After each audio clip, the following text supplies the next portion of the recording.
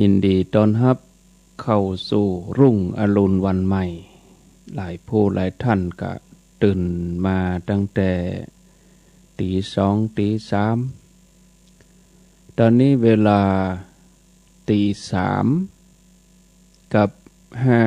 55 นาทีก็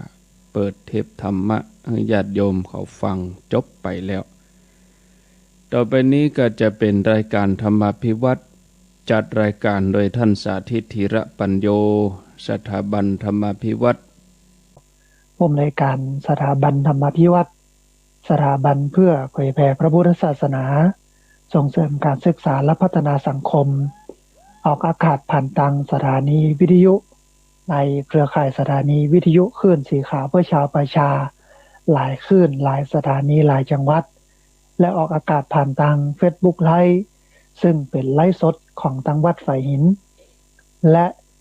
ทาง YouTube ของอาตมาภาพพระสาธิตธีระปัญโยใน Facebook ของอาตมาภาพพระสาธิตธีระปัญโยและในเพจ Facebook ของสถาบันธรรมาภิวัตรซึ่ง3ช่องทางสุดท้ายต่างหลังนี้ท่านผู้ฟังสามารถไปติดตามรับฟังย้อนหลังได้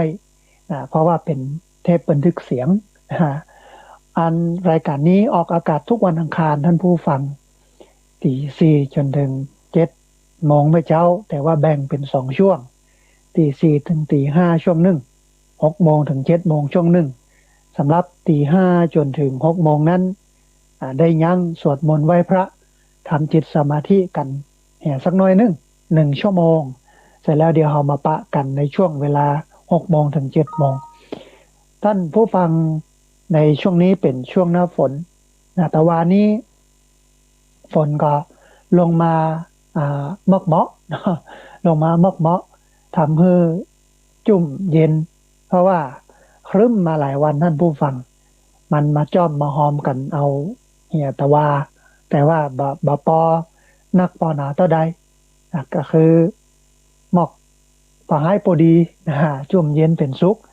คิดว่าหลังจากนี้ไปนะท่านผู้ฟังหลายพื้นที่ก็คงมีพายุเข้ามีพายุฝนมีเรื่องของลมของน้ำที่จะมาให้เรานั้นได้พบกับบรรยากาศในช่วงเข้าพรรษาเป็นช่วงที่พระเปิ้นจำพรรษาอยู่ฤดูฝนมันก็เป็นแบบหนึ่งแต่ว่าระยะหลังๆเนี่ยมันน้อยลงท่านผู้ฟังมันบ่มีนัก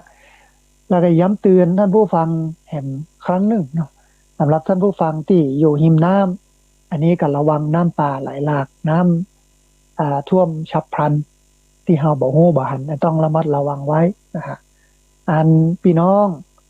ที่อยู่หิมห้วยหิมดอยอยู่ใกล้ดอยก็ระมัดระวังดินโคลนถล่มนะเพราะว่าทางบนมันเก็บน้ำไว้นักเก็บความชุ่มชื้นไว้นักมันก็กัดกร่อนทำให้ผนังหรือว่าฝาเนี่ยมันก็จะผุพังลงมาท่วมล้มบ้านทับบ้านเป็นขี้เปอะขี้โละอย่างต่างๆนานาอันนี้ก็ระมัดระวังกันท่านผู้ฟัง